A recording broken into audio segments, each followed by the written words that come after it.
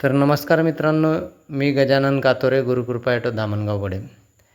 आज आमच्याकडे एक नवीन काम आलेलं आहे, नवीन प्रोजेक्ट आलेला आहे. ही प्लेझर हिरो कंपनीची प्लेझर गाडी MS26Y252 ही आमच्याकडे रिस्टोरिंगसाठी आलेली आहे, नवीन बनवण्यासाठी आलेली आहे. आणि ही गाडी जी आम्ही नवीन बनवली यात आमच्यासाठी पण एक कमालीची गोष्ट झालेली आहे, मी जे तुम्हाला आता व्हिडिओच्या शेवटी सांगणार आहे. आम्ही ही गाडी पूर्ण ओरिजिनलमध्ये बनवलेली आहे. ओरिजिनल फायबर पूर्ण ओरिजिनल आणलेलं आहे. आणि मला स्वतःलाच कोणतंही काम ओरिजिनलमध्येच करायला आवडतं. आणि ओरिजिनलमध्ये जर काम करणारा कस्टमर असला तरच मी ते काम हाती घेत असतो.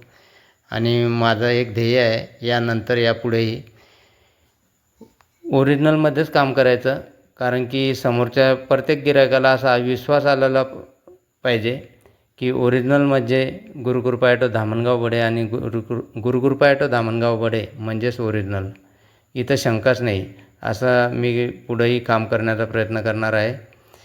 तर तुम्हाला पण कोणाला आपल्याला ओरिजिनलमध्ये काम करायचं असेल तर नक्कीच एक वेळेस गुरुकृपा ॲटो धामणगाव वडे इथं या, भेट द्या आणि आमच्या कामाचा अनुभव घ्या आणि आम्हाला ती संधी द्या. आम्ही 100% तुमचं समाधान करण्याचा प्रयत्न करू.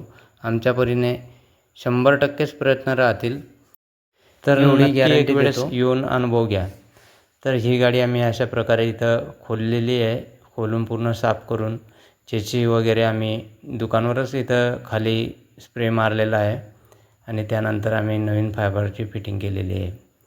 तर ही नवीन गाडी आम्ही फिटिंग करून पूर्ण दिलेली आहे. मी जे पहिले व्हिडिओमध्ये तुम्हाला सांगितलं की ह्या गाडीची एक कमालीची गोष्ट ती म्हणजे आम्ही ही गाडी फक्त एका दिवसात पूर्ण करून दिलेली आहे. तिचं नियोजन आम्ही आधीच केलेलं होतं. गाडी ही सकाळी 9 वाजता लागली दुकानावर कामासाठी आणि आम्ही 7 वाजेपर्यंत संध्याकाळी ही गाडी आम्ही रेडी करून दिलेली होती. तर तुम्हाला गाडी कशी वाटली हे नक्की सांगा, कमेंट करा. आणि याच्यात काय बदल करायला पाहिजे होतं तेही सांगा. आम्ही नक्कीच तुमच्या कमेंटचा विचार करू आणि त्यात बदल करू. तर कशी वाटली मित्रांनो गाडी?